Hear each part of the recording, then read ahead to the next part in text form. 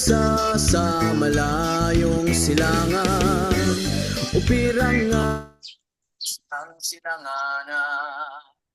Pagdagang ko ay ang katulad dito, pinakulaklak ay namumukad ka. Bangon tayo ay aahon sa mga dayuhang umanipin noong unang panahon. Tumindig ka, mulat ang iyong mga mata, panahon na sabi ng abayahawa. Mapagpalang araw, hapon o gabi sa lahat ng ating mga tagapakinig. At hello po sa ating lahat, mga kapatid. Tayo po ay magpapatuloy sa ating pag-aaral sa aklat ng mga hukom. At anong kabanata na ba tayo, mga kapatid? Na 11. Okay, 11. Okay. Kabanata 11. 11. Si Japhet na Gileadite ay isang makapangyarihang mandirigma. Ang kanyang ama ay si Gilead. Ang kanyang ina naman ay isang patutot. Ang asawa ni Gilead ay nagkaanak din ng mga anak na lalaki at nang sila ay lumaki, pinalaya sila sa Jephthah.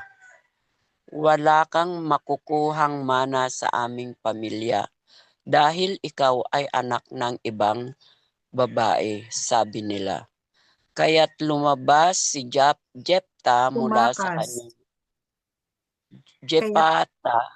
Kaya't tumakas si Jephthah. Kabanata verse 3. Tumakas si Jephthah mula sa kanyang mga kapatid at nanirahan sa lupain ng Tob, kung saan isang pangkat ng mga tulisan ang nagtipon sa paligid niya at sumunod sa kanya, at naging pinuno siya ng mga tao, ng mga ito. Number 4. Pagkalipas ng ilang panahon, nang nakipagdigma ang mga Ammonite laban sa mga Israelites, ang mga nakakatatanda na Gilead ay pumunta upang sunduin si Jephthah mula sa lupain ng Tob. Number 5. Pumunta ka at maging aming verse 6 na yan, commander. kapatid. Verse 6. Pumunta ka. Verse 6. Pumunta ka at maging aming commander upang makipaglaban tayo laban sa mga Ammonites, sabi nila. Verse 7, sinabi ni Jephthah sa kanila, hindi ba't ako ay inyong kinamumuhian at pinalayas mula sa bahay ng aking ama? Bakit kayo lumalapit sa akin ngayon na kayo ay nasa kagipitan? Verse 7. 8. Verse 8. Sinabi ng mga matatanda dapat ng Gilead sa kanya, gayunpaman lumalapit kami sa iyo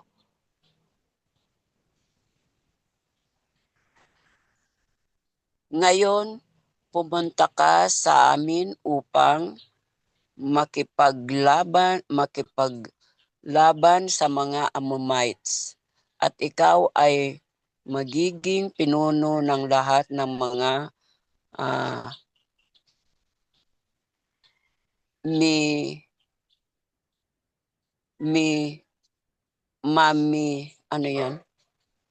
maninirahan sa Gilead. Nagluluha kasi yung mata. Teka yun.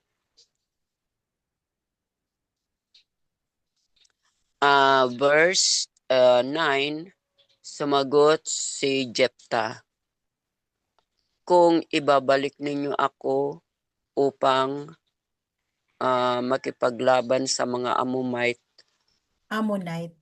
bigay sila sa aking mga kamay ng alahayam, magiging pinuno ba talaga ako sa inyo?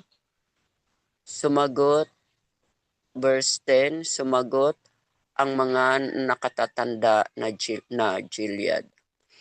Verse 11, Yahweh ang saksi namin, tiyak na gagawin namin ang iyong sinabi. Verse 11, kaya't si Jephthah ay pumunta kasama ang mga nakakatanda ng Gilead at ginawa nila siyang pinuno at commander sa kanila. At inulit niya ang lahat ng kanyang mga salita sa alahayam sa Mispa. Mispa. Verse 12.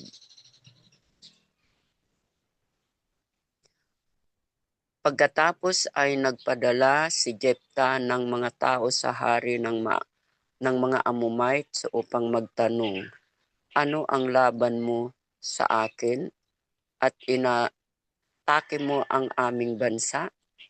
Verse 13, sumagot ang hari ng mga Ammonite sa mga tao ni Jephthah. Verse 14, nang lumabas ang mga Israelita mula sa Egypt, kinuha din nila ang aking lupa mula sa Ammonite, mula sa Ammon hanggang sa Jabak, Jabok. hanggang sa ilog Jordan. Ngayon, ibalik ninyo ito ng mapayapa. Verse 14, nagpadala muli si Jephthah ng mga tao sa hari ng mga Ammonites na nagsasabing, verse 15, ganito ang sinabi ni Jephthah, hindi kinuha ng Israel ang lupa ng Moab o ang lupa ng mga Ammonite. Verse 17, ngunit nang lumabas sila mula sa Egypt, ang mga Israelita ay dumaan sa disyertong patungong dagat na pula at patungong Kabes. Verse 17, pagkatapos nagpadala sila ng mga tao sa hari ng Edom at sinabi, pahihintulutan mo kaming dumaan sa iyong lupain. Ngunit hindi nakinig ang hari ng Edom. Nagpadala rin sila sa hari ng Moab, ngunit tinanggihan siya. Kaya't ang mga Israelita ay nanatili sa Kades. Verse 18, pagkatapos dumaan sila sa disyerto, iniwasan ang mga lupain ng Edom at Moab. Dumaan sa silangang bahagi ng Moab at nagkampo sa kabila ng Ammon. Hindi sila Ammon. Ammon. Hindi nila pinasok ang teritoryo ng Moab sapagkat ang Ammon ang hangganan nila. Pagkatapos, verse 19, pagkatapos nagpagdala ang mga Israelita ng mga tao kay Simon, hari ng mga Amorite, na namamahala sa Hesbon. At sinabi sa kanya, pahintulutan mo kaming dumaan sa iyong lupain patungo sa aming sariling lugar. Verse 20. Sa lugar. Ngunit hindi naniwala si Sihon. Hindi naniwala si Simon sa mga Israelita na Sihon. dumaan sa Si kanyang Sihon. teritoryo. Tinapon niya ang lahat ng kanyang mga hukbo at nagkampo sa lahat sa Jahas at nakipaglaban sa mga Israelita. Tinipon ito sis ha, hindi tinapon. Tinipon niya ang lahat ng kanyang mga hukbo. Tinipon niya ang lahat ng kanyang mga hukbo at nagkampo sa lahat Jahas. at nakipaglaban sa mga Israelita. Okay. Verse 20. Salamat sis Radim. Kahit pwede na akong take over, hindi na tumigil na yung mga kumakanta sa kapitbahay. Kasi nagbibideo, okay na. Okay, verse, ano na tayo? 21. Verse 21. Ako na sis, thank you. Oo, sige. Salamat ha. Okay. Sige. Kasi nagluluha. Oo, sige. Salamat. Okay. Kasi maingay kanina kaya Okay, verse 21. At ibinigay ni Yahawa ang alahayam ng mga Israelita si Sihon at ang kanyang buong hukbo sa kamay ng mga Israelita. So itong si Sihon, ano ba siya? Ammonite? Sihon, the king of Amorite. Ammonite. At tinalo sila. Kinuha ng mga Israelita ang buong lupa ng mga Amorite na naninirahan sa lupaing iyon mula sa Arnon hanggang sa Jabok at mula sa disyerto hanggang sa ilog Jordan. So, nakuha na nila. Kinikwento ito ni ito ni Jephthah.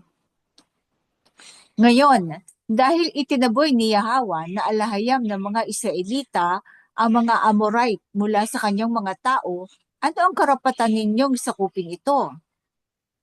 Hindi ba't kukunin ninyo ang ibinibigay sa inyo ng inyong mga idolo na si Chemosh? Gayon din, anuman ang ibinigay sa amin ni Yahawa, aming alahayam, ay aming aariin. So inaari nila yung lupain ng Amorite. Inaari din ng mga Ammonite. Okay. Verse 25, mas mabuti ba kayo kay Balak na anak ni Zippor, hari ng Moab? Nakipag-away ba siya kailanman sa mga Israelita o nakipaglaban sa kanila? 300 taon na ang nakalipas nang ang mga Israelita ay nanirahan sa Heshbon, Aroer, ang mga nakapalibot na bayan at lahat ng mga bayan sa tabi ng Arnon. Bakit hindi ninyo ito kinuha muli sa panahong iyon? O nga, Hindi kita pinagsamantalahan, ngunit ikaw ang gumagawa ng mali sa akin sa pamamagitan ng pakikidigma laban sa akin. Hayaan si Yahawa ang alahayam ang maghusga at magpasya ng alitan sa araw na ito sa pagitan ng mga Israelita at ng mga Ammonite.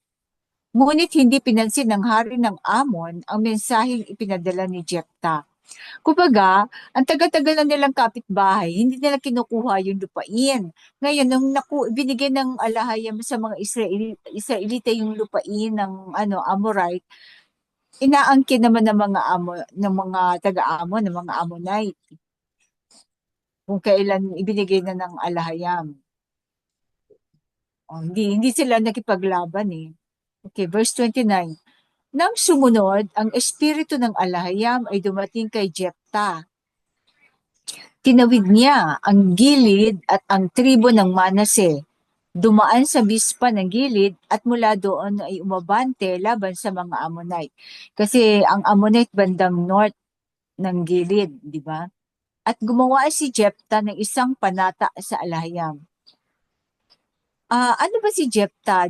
Ano ba to? Manase siya, no? Oo. Hindi. Kung ibibigay mo ang mga Ammonites sa aking mga kamay, anuman ang unang lalabas mula sa pintuan ng aking bahay upang salubungin ako, pagbalik ko ng matagumpay mula sa mga Ammonite ay magiging sa Alahayam at itatalaga ko ito bilang banal kay Yahweh. Okay, itatalaga niyang banal kung Mm. sino man yung ano, yung unang sasalubong sa kanya. Basta pag nagwagi sila sa mga Ammonite. Pagkatapos ay sumugod si Jepta upang labanan ang mga Ammonite at ibinigay sila ni Yahweh sa kanyang mga kamay. Nilupig niya ang 20 bayan mula sa Aroer hanggang sa kalikuran ng Minit hanggang sa Abel Keramim. Sa gayon, napatahimik ng mga Israelita ang Amon. So, parang nalipol na rin ang Amon yan ng mga kamag-anak nilang anak ni Lot, di ba, Amon? Mm. Mga anak din to ni Lot eh. Nang bumalik si Jepta sa kanyang tahanan sa Mispa, ang kanyang anak na babae ay lumabas, sumasayaw sa tunog ng mga tamborin upang salubungin siya. Siya ang kanyang nag-iisang anak. Nag-iisang anak lang pala, isang babae lang anak ni Oo. Jepta, no? Nang makita niya ito, pinunit niya ang kanyang mga damit at tumangis. Oh, hindi, anak ko. Ikaw ay nagpakasakit sa akin at ako ay labis na nalulungkot. Gumawa ako ng panata kay Yahawa, ang alayam, na hindi ko maaaring sirain. Sumagot siya, Ama, ibinigay mo na ang iyong salita sa ating alahayam. Gawin ito sa akin ayon sa iyong ipinangako. Dahil ipinaghiganti ka ni Yahawa laban sa mga Ammonite, ang iyong mga kaaway. Ngunit bigyan mo ako ng isang kahilingan. Bigyan mo ako ng 2 buwan upang maglibot sa mga burol at makasama ang aking mga kaibigan dahil ako ay itatalaga sa alahayam. So, nung pag kasi gagawin siyang banal, itatalaga siya. So, hindi na siya pwedeng mag-asawa. Mm. Di ba? At ano, kumbaga, Maglilingkod na lang siya sa temple. oo, sa ano, sa may dakong banal o yung toldang tipanan. Pero, di ba meron pang ano, pwede mo siyang, ano merong, pwede mo siyang tubusin, di ba? Pero kasi ito panata ni ano Panata to yan eh. eh. Hindi siya Oo, hindi siya vows ng anak. oo, oo. So, ngayon, maglilibot muna siya kasi once na ano, stay in na siya sa ano, toldang tipanan, o kaya sa templo, di ba? Pag ganon. So, naglibot muna siya. Verse 38, pwede ka nang umalis, sabi niya. At pinayagan niya itong umalis ng 2 buwan. Pumunta siya kasama ang kanyang mga kaibigan sa mga burol at umiiyak dahil hindi na siya mag-aasawa. Pagkalipas ng 2 buwan, siya ay bumalik sa kanyang ama at itinalagay siya ng kanyang ama sa paglilingkod kay Yahawa na alahayam ayon sa kanyang panata. Ano kaya ang trabaho niya doon? Taga-linis o taga mga awit? Hmm. Tagaluto siguro, ano? Mula dito ay nagsimula ang tradisyon ng mga Israelita na bawat taon, ang mga kabataang babae ng Israel ay lumalabas ng 4 na araw upang ipagdiwang ang pagdedikasyon ng anak na babae ni Jepta kay Yahawa, ang alahayam. Pagdedikasyon o pagtatalaga? Pag, pagdedikasyon, okay. Pagdedikasyon, Oo. Pag, ipagdiwang ang pagtatalaga siguro. ng anak na babae ni Jepta kay Yahawa. Mhm. Pagtatalaga ng anak, oo. Pagtatalaga.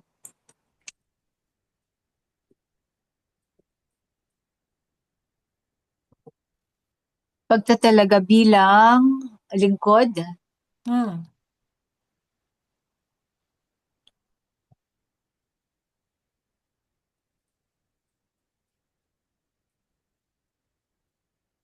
bilang lingkod na ang anak na babae.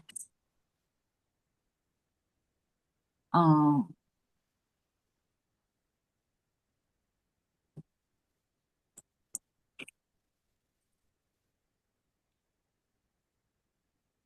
okay. Ang anak na ba? Ano, ulitin ko, mula dito ay nagsimula ang tradisyon ng mga Israelita na bawat taon, ang mga kabataang babae ng Israel ay lumalabas ng 4 na araw upang ipagdiwang ang pagtatalaga bilang lingkod ang anak na babae ni Jepta kay Yahawa ang alahayam. Pagtatalaga bilang Ah, lingkod. ni Yahawa ang alahayam, ang anak na babae ni Jepta. Yun na So lang. pag bilang lingkod Bilang lingkod ni Yahweh ang kay Malayam. bilang lingkod kay Yahawa ang anak na ang alahayam. Tapos ang anak na babae ni Jepta. O sa anak.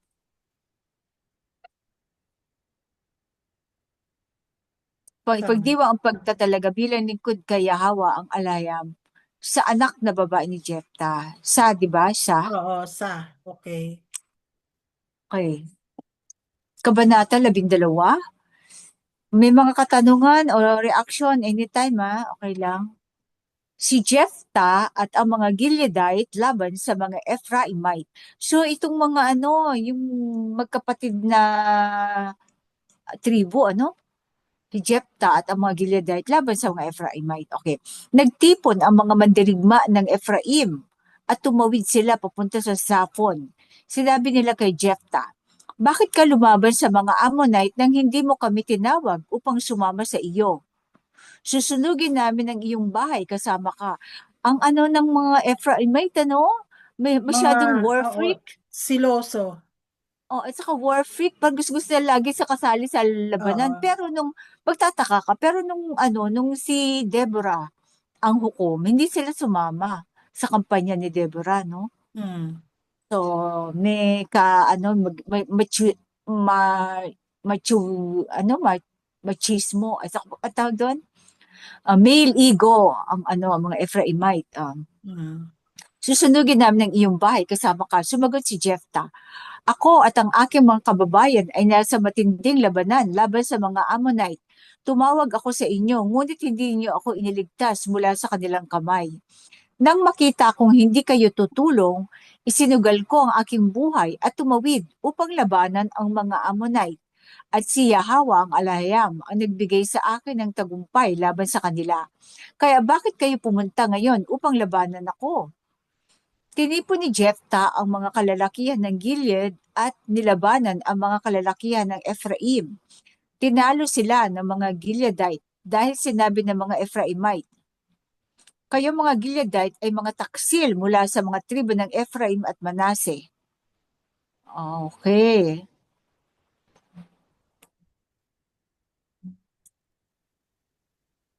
Kasi ang Gilead kay Manase, yung kalahating tribo ng Manase nasa Gilead. Hmm. Tapos yung kabilahating tribo ng Manase ay kasama ng Ephraim.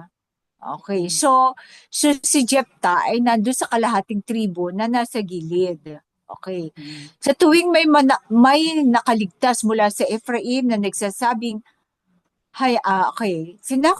okay. Sinakot ng mga Gileadite ang mga tawiran ng Ilog Jordan na papunta sa tribo ng Ephraim. Sa tuwing may nakaligtas mula sa Ephraim na nagsasabing, hayaan ninyo akong tumawid. Tinatanong siya ng mga Gileadite, ikaw ba ay isang Ephraimite?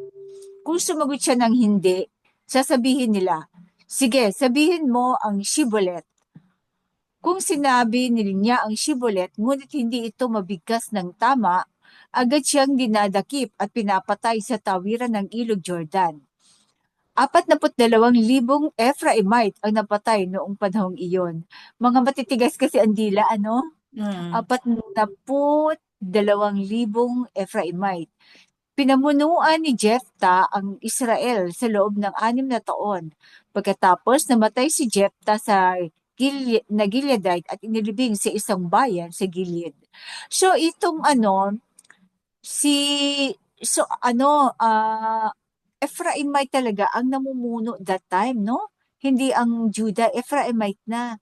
Kaya Oo. itong nung natalo ang mga Ephraimite, yung Gileadite ang namuno, Hindi ba si pinalitan ng Jephthah. pinalitan ito ng sultan? Na Yung, ano? di ba ang dati ang ginawa natin ay ah, deflected Israelite at Ano saka na siya? Oo, House of yung Ephraim House na of siya David. ngayon. Oo, House of Ephraim na. Oo, Binago yan ng ng bago Pensahero. siya mawala. Hmm. Pero hindi pa dito, hindi pa siya hindi pa siya wala pang separation ng kasi after ni Solomon yun eh. Oo. Pero yung command niya nandun na. Oo. Pero Mm. yung nagkaroon ng deflected, yung after, nung nagkaroon na ng Northern Kingdom, ayan, nung panahon na after ni Haring Solomon. Parang Hmm. ito ata ang ito Oo. ata ang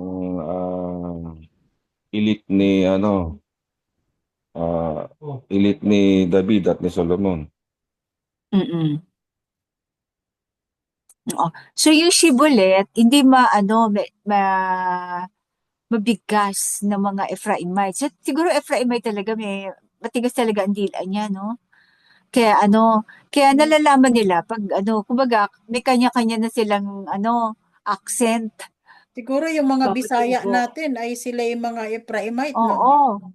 Walang puro S, no? Siguro yung shibboleth, nagiging sibolet, no? Pati yung mga nasa Paro North, matitigas ang dila no. Oo nga Sa eh. mga nasa norte, matitigas ang dila niya. Pati Kasi nandun sa naman yan eh, Chinese eh.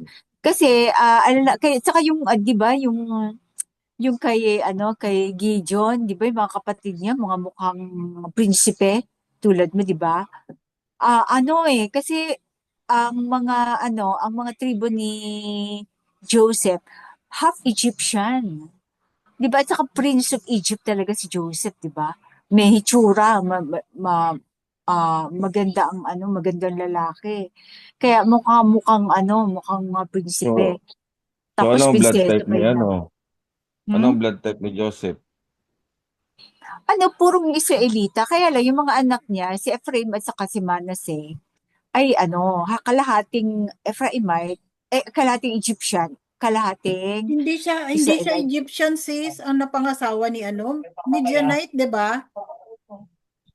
Pero di ba yung Siguro so. yung priest ng Egypt? Priest hindi. Ano? Priest ng ng Midian. Ang tatay nung ng napangasawa niya. Priest of So, On. so hindi O, saan yung Egyptian. on? Hmm. Saan yung on? Sa Midian.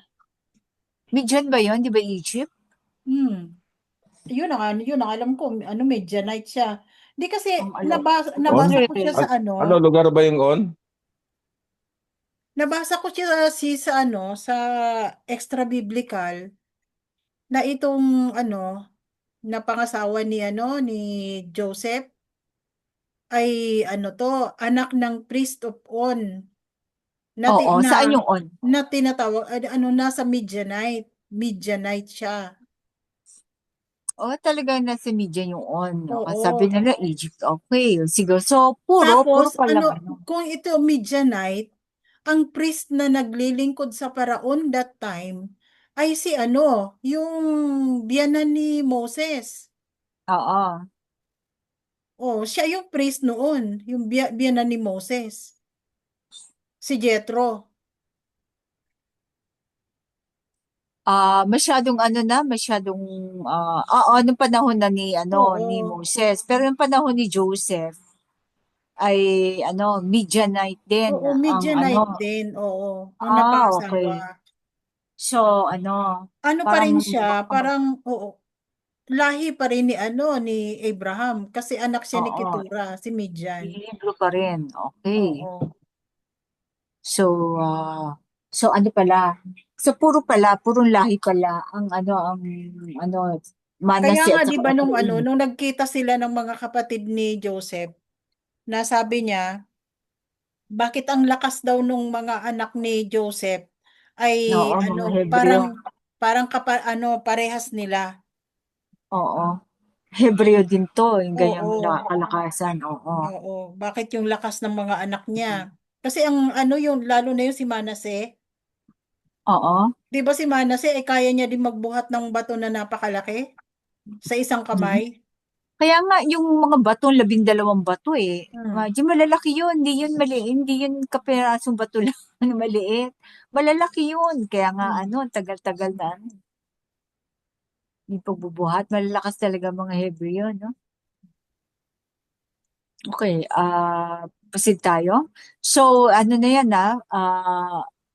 purong ano na. Kasi tinanong ko ang mensahero nun, paano yun? Kung siguro sa maari, sabi lang ganyan lang ng mensahero, maari siguro, kung sabi ko kung ano, priest ng ano. So, pero hindi niya kinonfirm. Siguro maaari, siguro wala rin siyang ano pa, hindi pa na-reveal sa kanya that time.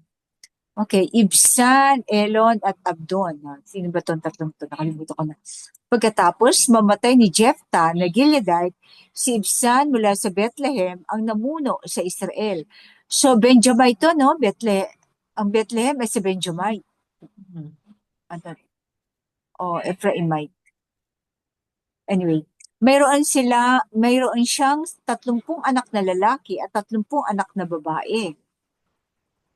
Si Ibsan niya, ipinakasal niya ang kanyang mga anak na babae sa mga lalaking wala sa kanyang angkan at nagdala siya ng 30 dalagang asawa para sa kanyang mga anak na lalaki mula sa labas ng kanyang angkan. Oh. Pinamunuan ni Ibsan ang Israel sa loob ng 7 taon. So nagkaroon na ng mixed marriage. Pero siguro Hebreo din ito, ano? Eto Pagkatapos naman, 'di ba sabi dito si Ibsan mula sa Bethlehem ang namuno sa Israel. Ang Bethlehem that time ay nasa tribo ni Judah. Juda, okay. Mm. Pero pinakasal niya, ano ibang angkan? Ano angkan within Israel o angkan sa labas ng Israel? Within Israel. Within Israel, okay. Hmm. So pinamunuan ni Ibsan ng Israel sa loob ng 7 taon. Pagkatapos namatay si Ibsan at inilibing sa Bethlehem. Pagkatapos niya, si Elon na Zebulunite ang namuno sa Israel sa loob ng 10 taon. Nang mamatay si Elon, kaya Zebulun to, no? Nang mamatay si Elon, inilibing siya sa Aijalon, sa lupain ng tribo ng Zebulun. Pagkatapos niya, si Abdon, na anak ni Hillel mula sa Piraton, ang namuno sa Israel. Mayroon siyang 40 anak na lalaki at 30 apo, na lahat ay nakasakay sa 70 asno. Pinamunuan niya ang Israel sa loob ng 8 taon.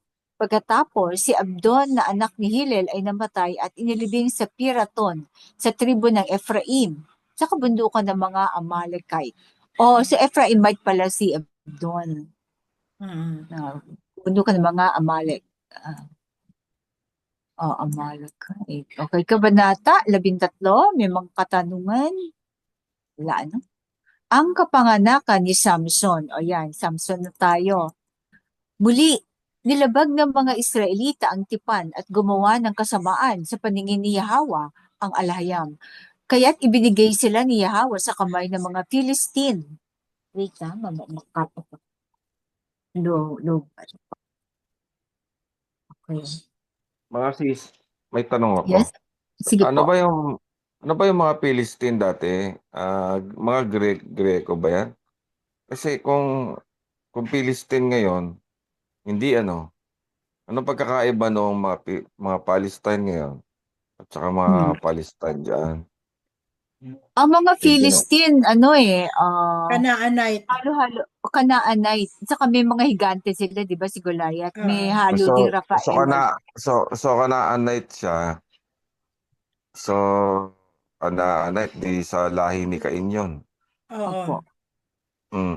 Yung mga nandito ngayon. Yung mga Ito yung may ano Palestinian ay mga galing sa galing lahi to ni kay ano, ni ni Kwan, Halo-halo kay yan. May Hagar. Egyptian, may ano yan. oo, Hindi, Halo-halo yan. galing kay galing yun sa lahi ni yung kapatid ni Ketura. hindi, di ba Oo. Pero galing to sa lahi ni kapatid ni Isaac, si ano? Ismael? Si Ismael. Okay, Ismael to. Ito Hmm. ngayon, yung Palestine ngayon, galing kay Ismael. Yung At nandirito na saka Egyptian, Palestine. halo-halo. Halo Halo-halo na yan, ng lahi yan. Egyptian at saka Mga ano. Hebrew, ganyan. Kaya lang Eh, tinawag silang Palestine kasi pangkutya. Parang katunugan ng Philistine. Pero naging mm, Palestine. Parang hindi. Pero parang kasi mm. ganun So ang tinawag magkaiba ng yan. mga, Iba yung Palestine at saka yung Palestine. Yes, opo. magkaiba siya. Oo, kasi baka magkaroon ng ano. Pero sa totoo lang, nalilito ako dyan. Yung Philistine nung mga panahon na yan at saka yung Palestine dito sa panahon na to. Mm. Kasi di Kasi ba? lumalabas kasi parang siyempre tinitingnan ng mundo base sa Torah, tinitingnan ng mundo na itong mga Palestine na to, ito yung mga kalaban dati. O, so ibig sabihin kalaban. Binansagan lang sila. Oh, kaya Kasi kailangan 'di ba maklear niya. tatandaan natin, natandaan Mm, tandaan mo 'di ba ang mga Philistine yung panahon ni Goliath, ang nakatalo doon mm, ay si King David. Ngayon, mm, itong mga Jewish Zionists, 'di ba kini-claim mm, nila na sila ang ano ni David, yung Star of David nga. Ngayon, mm, dahil yung mga ano doon, gusto nilang paalisin sa lupa na ano ngayon, yung mga Judea ganyan. siguro Binansagan ganun. nila yung mga nakatira doon na Philistine na naging Palestine. Parang bansag nila yon na Oh, kalaban ng bansang Israel. Kaya ako, naging sandali. Palestine yun. So, Sandali pa. iba ang Philistine sa Palestine. Pero actually, gusto nilang patungkulan, gusto nilang ma-confuse ang mga tao na iisang Dito lahi nga po, yon, pero which ito is nga po ang different. ano, ito mga po ang gusto kong linawin. Ito rin yung hinihintay ko na ma-discuss ng ng mensahero no, ng sultan para ma-clear kasi yung tingin ng mundo sa kanila.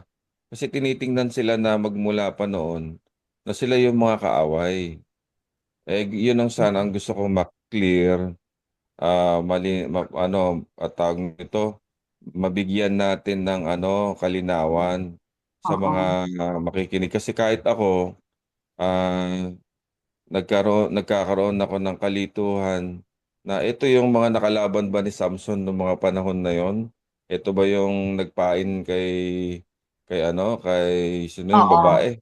Si Si Delilah. si Delilah. Kasi kung Pero, titingnan, para silang mga Greek, para silang mga Greek ang tingin ko eh. Kaya Canaanite. kung titingnan mo naman sa kasalukuyan ngayon, ang layo naman sa pagiging kilos, pananalita Oo. nila bilang maski pag-uugali nila bilang isang Greek. Malayo rin sa kultura eh. Kung titingnan mo, parang hindi naman nila ugali yung magpapapain sila ng babae para Oo. gamitin para pabagsakin mo yun. Hindi hindi ko ganoon eh. Gusto ko sana mabigyan natin ng malalim na Ito para tandaan niyo malinawan lang, na tandaan oh, natin. Nung panahon mm, ni David, nalipol na niya lahat ng kalaban. Nalipol na niya mm, yan eh. mm, Kaya nga nung panahon na ni Solomon, tahimik na kasi nalipol na niya yung mga kalaban. Nawala na yung mga Philistine that time. O kung ano man, may nakatakas, wala na eh. Mangilan-ngilan na lang. Pero kumbaga, nung panahon ni Solomon, wala na silang kalaban actually. Naubos na ni David. Kaya yung mga yung sinasabi ng Palestine, walang trace ng Philistine dyan. Mga bagong tao na yan. Mga ano na yan. Halo-halo na dyan. Mga Arab, Hebrew, So Egyptian. ito lumalabas, pure ito na lahi na ni Ismael ito. May mga Hindi. halo na rin. Yung mga O may halo-halo. meron Kasi pa rin. mga Meron pa rin. Hebrew, Egyptian, yan. Yung mga kasi maraming Hebrew dyan, di ba? Mga Hebrew, pero Hindi, hindi may lahi pa Israel. rin ni Canaanite dyan. Wala na. Meron at meron yan. Sa Lebanon na lang, kita mo eh. Kasi yung mga babae, napapangasawa nila. Hindi naman nagkikipagdigma ang mga babae, mga lalaki lang. So, maaari yung mga kapatid, ganyan, meron pa ring lahi, may bloodline pa rin. Hindi naman nagkipaglaban ang mga babae. Ang nilipo lang talaga nila yung nandun sa lupain yung mismo ng Kanaan. Di ba? Ang sabi, lahat ng malalapit na bansa, lilipulin nyo, lahat ng humihinga. Pero yung malalayo, pwede yung gawing alipin. Depende sa kanilang pagtanggap sa inyo. Kung Sige po. tatanggapin. Sige, proceed tayo. Verse 2. Okay. Si Sasora, may isang lalaking nagngangalang Manoa mula sa angkan ng tribo ni Dan. O, ito, sa Danite ito ha, Sora, bandang north to, north. Ang kanyang asawa ay baog at walang anak. Nagpakita sa kanya ang makalangit na nilalang ni Yahweh at sinabi, ikaw ay baog at walang anak, ngunit ikaw ay magdadalang tao at manganganak ng isang lalaki. So, kaya tiyakin mong hindi ka iinom ng alak o anumang inuming fermentasyon at huwag kang kakain ng anumang maruming pagkain. Ikaw ay magdadalang tao at manganganak ng isang anak na lalaki na hindi dapat galawin ng labaha ang kanyang ulo, sapagkat ang batang ito ay itatalaga bilang isang Nazirite para sa alahiyam mula sa kanyang sinapupunan. Hindi dapat galawin o hindi dapat ahitan ng labaha. Ahitan siguro to. Hindi galawin. Okay. Verse 5, ano? Hindi dapat ahitan ng labaha ang kanyang ulo, sapagkat ang batang ito ay itatalaga bilang isang Nazirite para sa alahayam mula sa kanyang sinapupunan. Siya ang mangunguna sa pagliligtas ng Israel mula sa kamay ng mga Philistine. So, hintayin pang lumaki, no? Pagkatapos, nagpunta ang babae sa kanyang asawa at sinabi, may isang lalaki mula kay Yahweh na dumating sa akin. Ang kanyang anyo ay parang makalangit na nilalang ni Yahweh. So yung Yahweh de Santo, no? Kagila-gilalas ang kanyang hitsura. Hindi ko siya tinanong kung saan siya nanggaling at hindi rin niya sinabi ang kanyang pangalan. Ngunit sinabi niya sa akin, ikaw ay magdadalang tao at manganganak ng isang lalaki. Huwag kang iinom ng alak o anumang inuming may fermentasyon at huwag kang kakain ng anumang maruming pagkain sapagkat ang batang ito ay magiging Nazirite ng alahayam mula sa sinapupunan hanggang sa araw ng kanyang kamatayan. So, magiging Nazirite. Pero di ba ang Nazirite ay dapat lumalabas, hindi nag-aasawa, no? Okay, verse 8. Pero si Samson, graduate siya eh. Anyway, verse 8. Pagkatapos, nanalangin si Manoa kay Yahweh. Patawarin mo po ako, Yahweh. Nagsusumamo ako na hayaan mong bumalik ang makalangit na nilalang ng alhayam na iyong isinugo sa amin upang turuan kami kung paano namin palalakihin ang batang isisilang.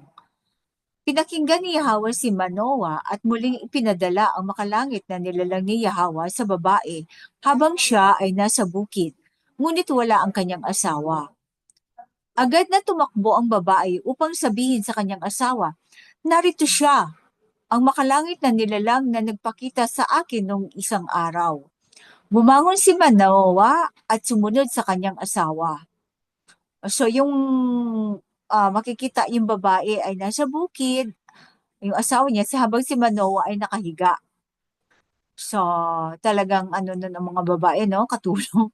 Nang makarating siya sa makalangit na nilalang, tinanong niya, ikaw ba ang makalangit na nilalang na nakipag-usap sa aking asawa? Sumagot siya, ako nga. Kaya sinabi ni Manoa, kapag naganap na ang iyong mga sinabi, ano ang mga alituntunin na dapat sundin sa buhay at gawain ng batang ito? Sumagot ang makalangit na nilalang ng alahayam, dapat gawin ng iyong asawa ang lahat ng sinabi ko sa kanya. Hindi siya dapat kumain ng anuman na nagmula sa puno ng ubas. Hindi siya dapat uminom ng alak o anumang inuming may fermentasyon. at hindi siya dapat kumain ng anumang maruming pagkain. Dapat niyang sundin ang lahat ng iniutos ko sa kanya. Siguro mahina ang kapit nung asawa niya. Kasi itong mga, di ba, nakalalaglag, itong mga alcoholic drinks, ano yun eh, forced abortion, di ba?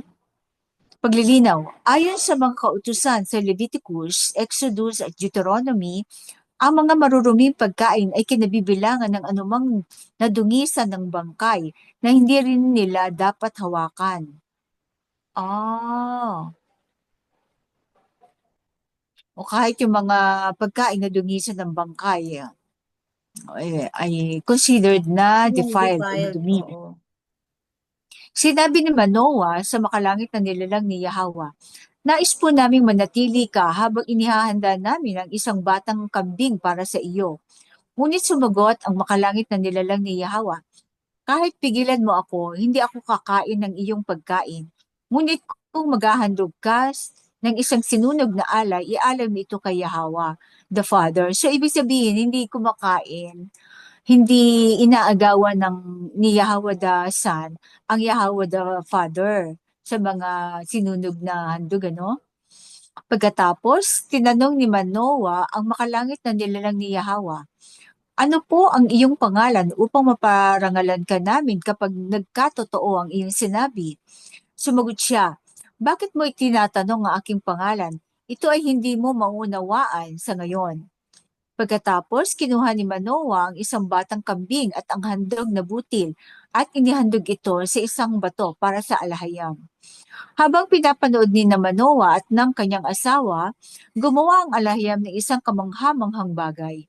Habang ang apoy mula sa altar ay pumailan lang patungo sa langit, sumama ang makalangit na nilalang ni Yahweh sa apoy at umakyat. So parang tinangay siya ng uusok, ano?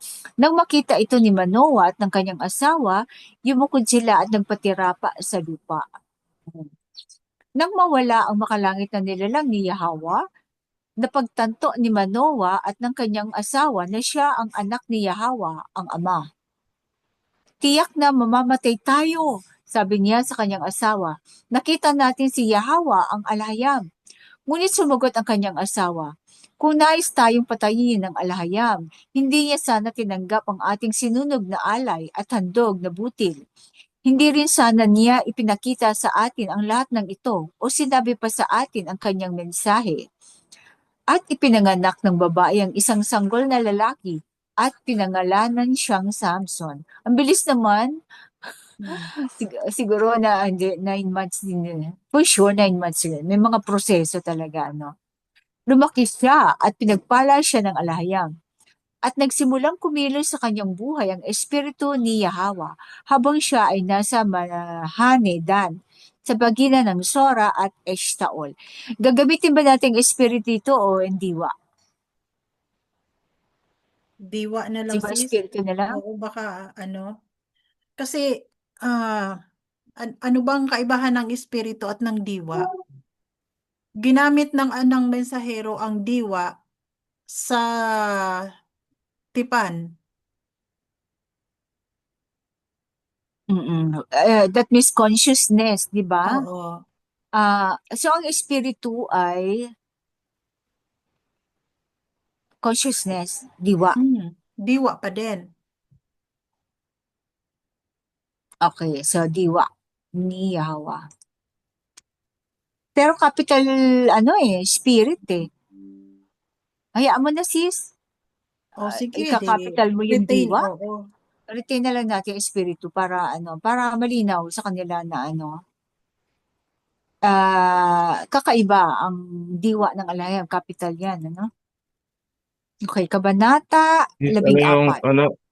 ano yung inalay sa harap ng bato? Ano nakalagay kanina?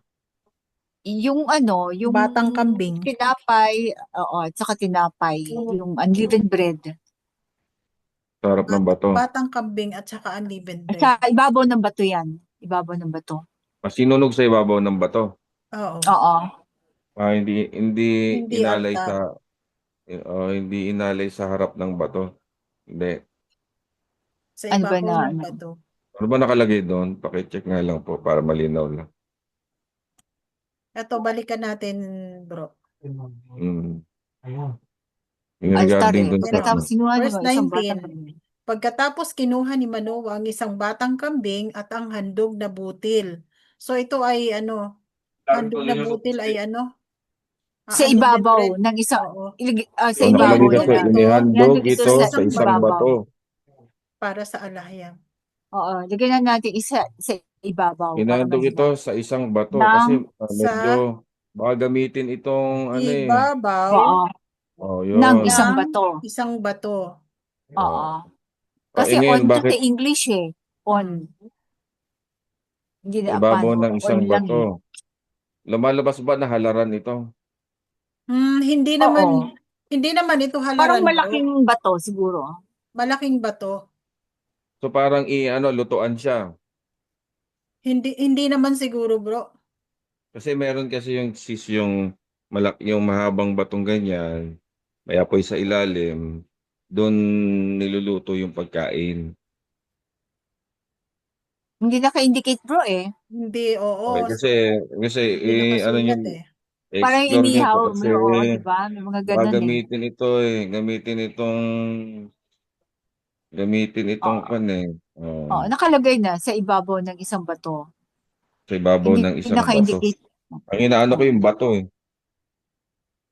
Kaya isang halaran, ano, hindi Bato naman talaga, naka-indicate. bato talaga siya. Di ba yung mga ano, yung kahit yung Parang mga si ano, ano, di ba mga si pita? Abraham, 'di ba? Si Oo, sa Abraham bato din. noon, sa ibabaw ng bato din, yung biniyak niya yung Si ano, Gideon, di ba? Si kalapati. Gideon. Oo, si Gideon Nag-alay din sa din. ibabaw ng bato. Oh, ito nga sis, ano nga ito? Ah, yung bato kasi na na malapad, ginagawang pan, iniinitan nga Oo, yung ilalim ng oo. bato para maluto yung Ihawan. pagkain. Oo, O para usually mga ihawan yun. tinapay. Oo, O parang sige na, okay. meron nga. At Oo. inihahandog ito sa ibabaw ng isang bato para sa inihahandog Oo. ito sa ibabaw ng isang bato para Mm. sa alaya. Ngayon nga eh, pag ano eh, maganda nga pala Niluluto. may mga bato kayo nang iinitin mo, tapos Oh. ilalagay mo sa soup O para yun pwedeng ginagamit sa Hong niluluto Kong eh. ito.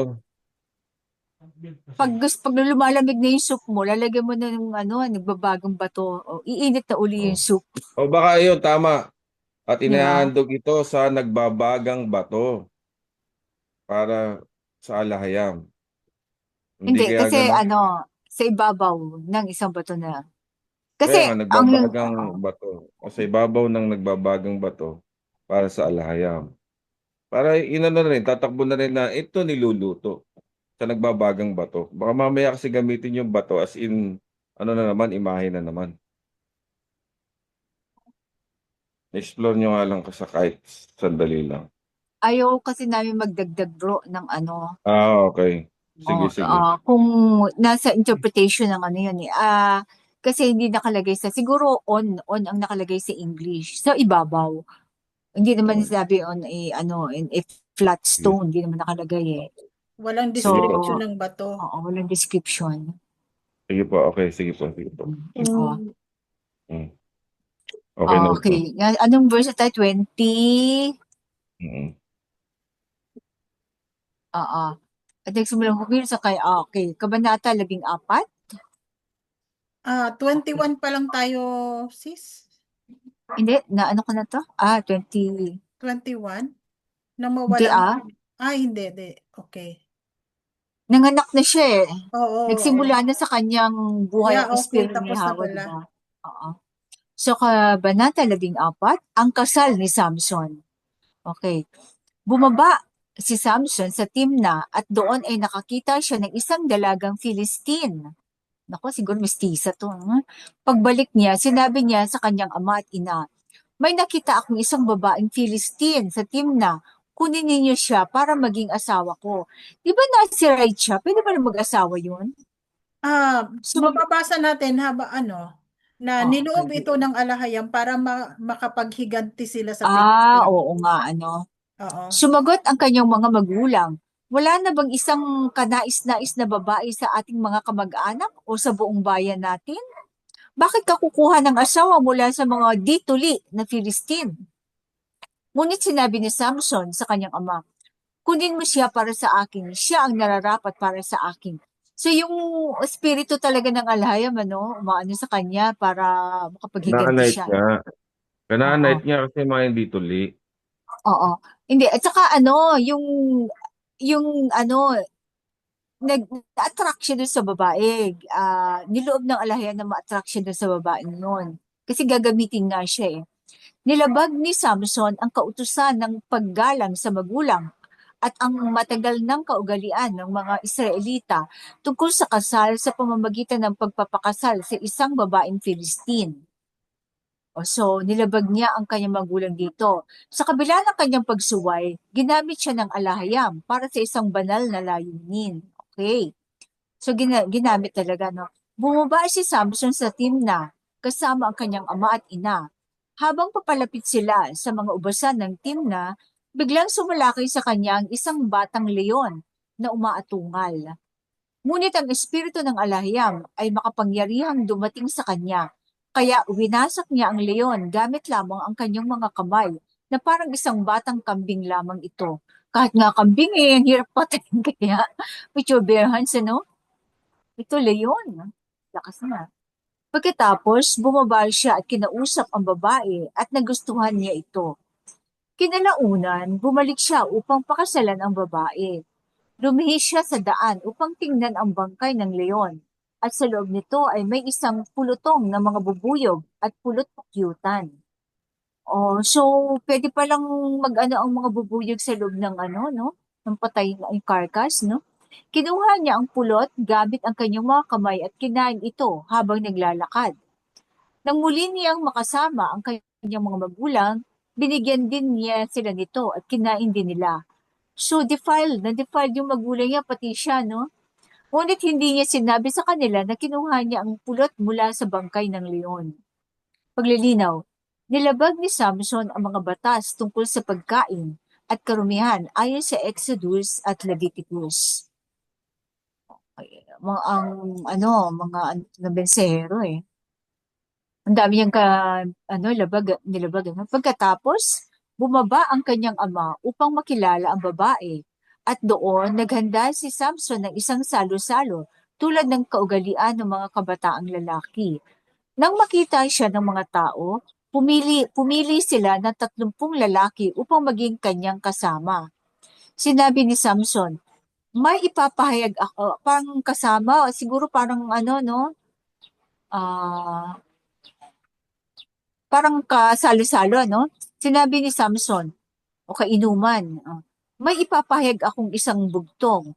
Kung mahulaan ninyo ang sagot sa loob ng 7 araw ng pista, bibigyan ko kayo ng 30 kasuotang lino at 30 damit. Ano kaya itong pistang tong 7 araw? Siguro Hindi, ano yun?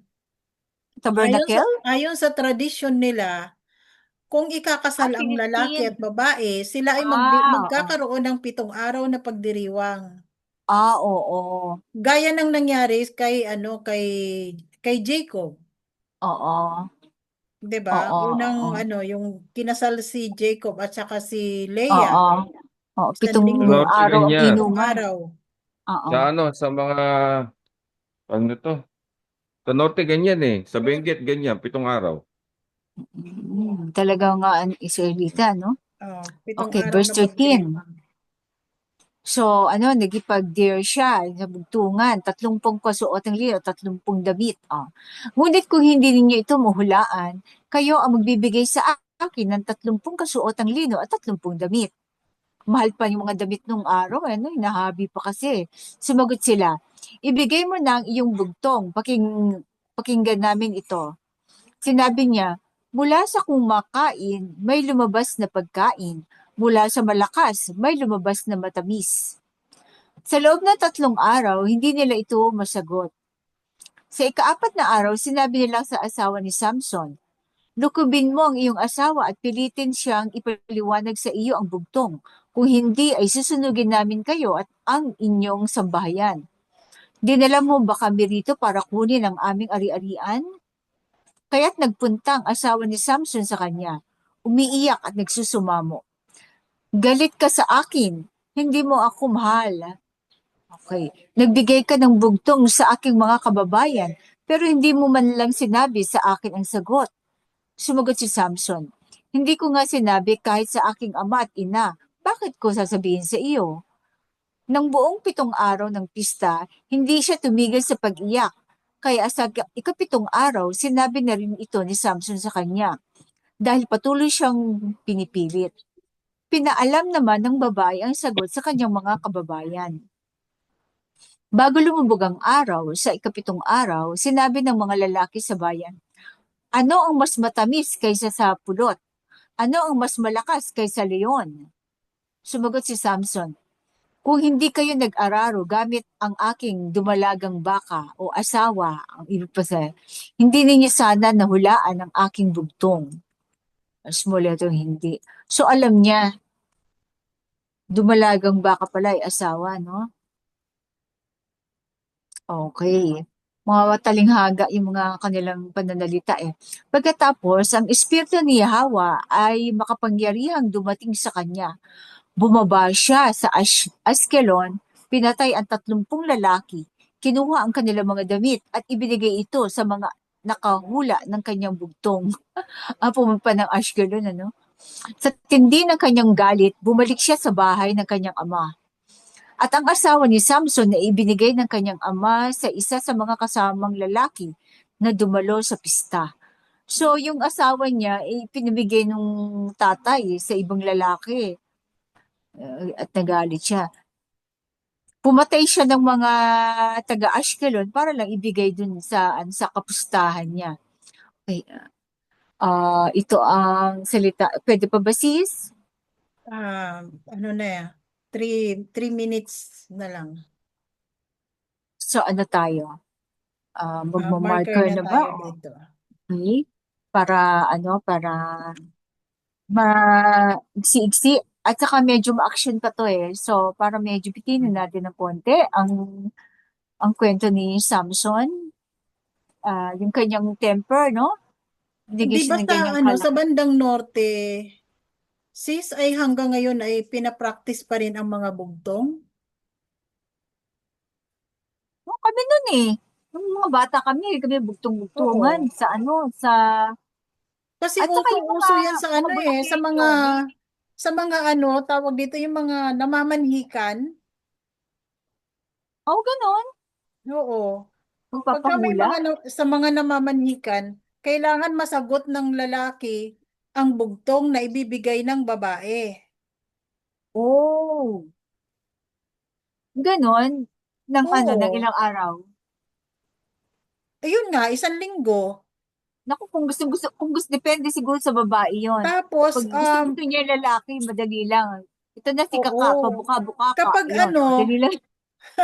kapag nasagot ng lalaki yung bugtong, babalik sila para sa ano, pamanikan. Pag ayaw ng babae yung Kapag lalaki, hindi pahirapan nasagot, yan. oo, kapag hindi nasagot nung Pahirapan yan. lalaki yung Oh. kanilang bugtong, hindi na babalik yun para mamanikan.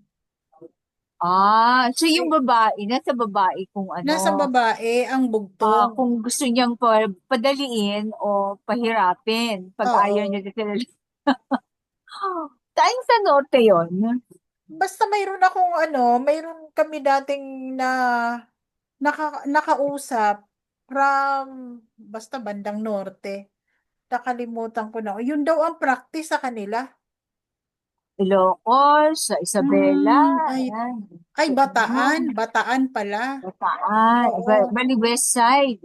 oo, Sa Bataan. Bataan. Ano naman, pwede kaya i-google yung tanong? Yung sagot? Ewan ko, try nyo. Kasi yun daw ang Mga, practice sa kanila. okay. So, mga Israelita talaga to. Mga Hmm. Danite sila. Mga Danite. Mm. So, talagang may mga katanungan or ah, reaction or komento. So, ito yung aklat ni Samson na bata pa lang tayo. Alam lang natin, malakas siya, no? Oo. Mahabang buhok. Pero bakit kaya hindi talaga, kay Moses lang talaga nagsabi ng kanyang pangalan, ano? Kasi nung time Mm. na nagkita sila ay di ba yung nakipagbuno si Jacob kay Satanas at may dumating na makalangit na nilalang, nagtanong din si Jacob kung ano ang pangalan. Hindi So niya ang sagot sinabi. din, bakit mo itinatanong ang pangalan ko? So parehas din ang tanong ni Manoah dito sa Oo. binasa natin, na hindi rin sumagot ang makalangit Hindi, na nilalang. hindi kasi maintindihan kasi pareho ang pangalan ng alahayam, ng ama at ng anak, Oo, no, di ba? So oo. mahirap Pero Hindi, di ba kahit mali, naman ang ma- ang mensahero nun, hindi niya sinasabi pangalan, di ba pag hindi, malilito kasi dahil Oo. ang matatanggap ba Wala nila pang na term na dalawang junior alahayam? nun eh. Oo, walang Oo, junior na term pa that time. kasi ang pinaging sinasabi, ang kanyang makalangit nalilalang. Hmm. Paraging ganun lang ang sinasabi. Padadala niya ang kanyang makalangit na nilalang. Hindi pa designated na ano. Oo. Na ano. Pero ano Ah, na dito kasi na junior. inampun siya nung panahon na ng Babel. Mm, So anak na mm. siya dito, anak na Turing. Hmm. Anak ng Turing. Pero sa mga Israelita, baka hindi pa nila maiintindihan noong mga panahon na yun. Pero alam nila ay ito na yung makalangit na di ba sabi niya, nagpakita sa atin. Parang alam na nila na may anak at yung anak ng alayam, di ba? Sabi ni yung tatay Alam niya. na nila. Oo. Alam na Siyempre, nila. may ikikwento na ng iba, kwento ng mga Alam na Moses, nila. kwento na rin. Oo. O si Moises alam niya dahil sinabi niya nga, di ba? Lagi niya Kaya sa pinapaalala kanya yung lang pangako. nagpapakita Hindi, tsaka lagi niya pinapaalala yung pangako ng Yahweh the Father. Mm. Saka ng anak. Mm. Lagi niya pinapaalala sa anak. Okay, so mag-ano na So, tayo? may musika kasi, yes. Maraming Yes. salamat. Be Okay, blessed po mga salamat kapatid. po mga kapatid. Be blessed. Be blessed. Shalom. Shalom.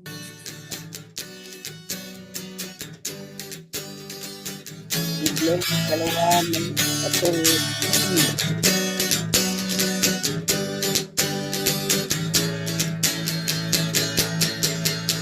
Ikaw alahayag, ika'y sasambahin. Ikaw alahayag, tanging pupurihin. Kami alahayag, ay sasayaw sa'yo. Nakataas aming kamay, nagpupuri sa pangalan mo. Ikaw alahayag, ika'y sasambahin. Ikaw alahayag, tanging pupurihin. Kami alahayag, ay sasayaw sa'yo. Nakataas aming kamay, nagpupuri sa pangalan mo. Tayo na sambahin ang ngalan niya, ang Aba Yahweh.